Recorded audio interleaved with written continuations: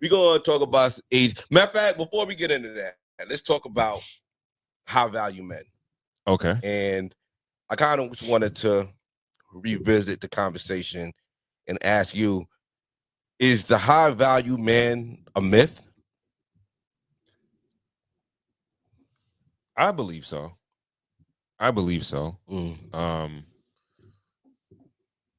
Because first, no. You know what? You would have to really tell me what it is or the characteristics, because for me it seems like it's always changing. Like what it takes to be and what it is. I don't know. I don't know. I believe it's mythical, and we as a culture, we are notorious for painting a picture that's very unrealistic. Like we would watch a movie and see a character and it's like, oh, I want a man that's like this person, but this person is a fake character in a movie, whatever. And you got women and men that will want a woman that's like a movie character that really doesn't exist in real life. You know what I mean? Well, it's something that you could aspire, like a James Bond. Like you see him, he's not a real James Bond, bro. We don't. Well, there's people that carry themselves James Bondish. There's people that wear suits every day that kill niggas and spies. No. I mean, besides they can have some of the characteristics. They don't have a closet of fly suits. I'm willing to bet well groomed. In 2025, drives a foreign and it's good with women. In 2025, there's definitely a real James Bond out here. That part, definitely. You killing rappers. You ever see Ray Donovan? It's definitely a real Ray Donovan. He's killing rappers. I believe it's exaggerated. You might have some men or some women that have certain characteristics of certain people, but these are not real people. These are not real, right? There's no like. Can you come up with a negative of a James Bond? He killed people. Well, no. James Bond James Bond didn't have a family.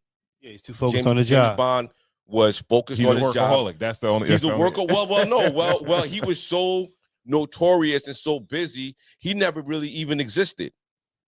He never really he doesn't really have anything to go home to. He's not building a legacy. So I think that's a thing of James. That's a negative of a James Bond kind of character. This whole high value man thing it's been around, but I think it became popular in this space from Kevin Samuels. Yes. And I have his list here of what he said, how 6 traits of a high value man. Making money, earn a minimum of $10,000 per month. So that's $120 a year. Consistent success.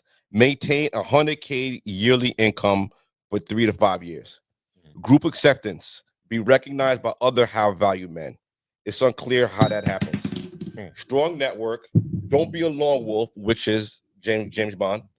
Don't be a lone wolf. Surround yourself with people who share a growth mindset. Visibility. Have a career that people understand or recognize. No sketchy schemes. Utility. Help out other people, whether it's your family, friends, or a company. So you just got to be a highly productive member of society.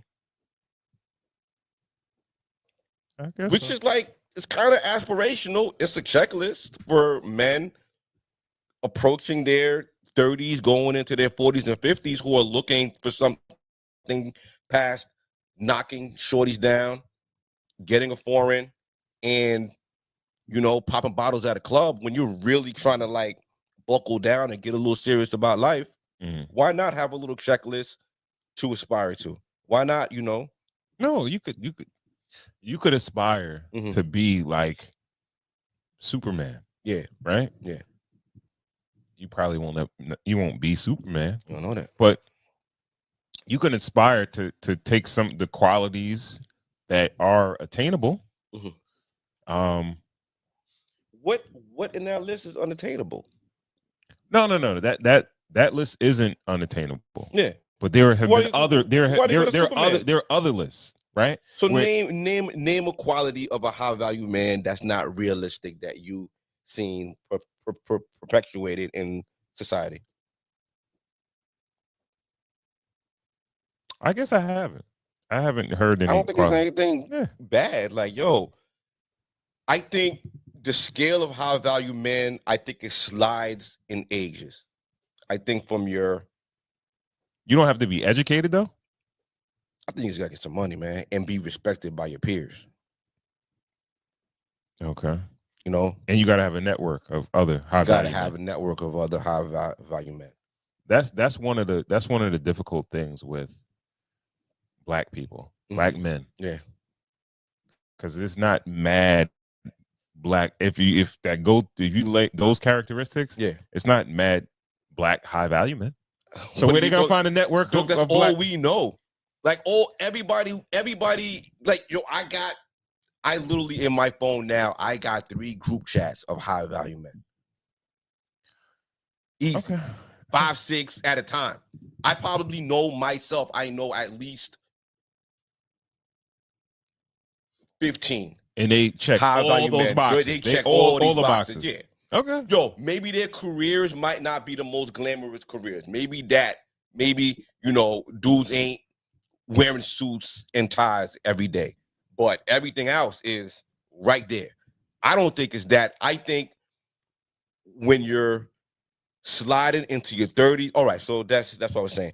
In your teens, I think the high value young man is to be good with women and to be good in athletics, right?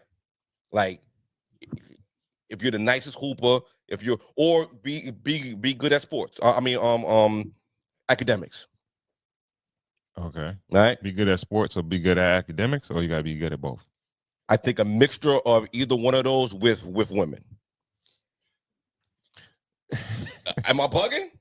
And I think going in 20s going into 30s, Mhm. I feel like it leans heavily into women. If you could do well with women and you could get yourself some money and you could set yourself up for life, you know what I mean? What value does that bring though? What value does that bring? If you good with women, like what value does that bring? Respect of your peers. It makes you a ladies' man, and it makes you a dude that other dudes aspire to be like, or want. If you're a dude in your 20s going into your 30s and you get girls, dudes like you. Like, dudes want to be around you. They want to go out with you. You have the respect. All right. So does the same thing go for being married at that point? I feel like going into your 30s, once you start settle down, 30s into 40s, that's when settling down, and that's when this checklist kind of applies more. Right. So okay. So a guy that's married gets the same amount of respect, if not more, from his peers than a ladies' man in his 30s. In their 30s? Yeah. Yeah. I think so. So a dude that's in his 30s that going into his 40s, that's still a ladies' man. He's not settled down or anything like that. He's still a high value man. Depends on who you ask. See, this is what I'm trying to say. When it comes to me, I don't think so. I think you stayed in the pool too long and you dating shorty that's take prep now. This is why. This is why I say, like, yo, comes full circle. I don't really subscribe to this shit because it's like everything. It's so many moving parts. It's like moving the goalposts here, this, that, and the third, right? And it's like everybody's trying to fit inside this box, but then everybody has a different set of characteristics, or they're adding different characteristics to the list. There's nothing about real estate on here. There's nothing about a portfolio on here. 100 is not really that hard.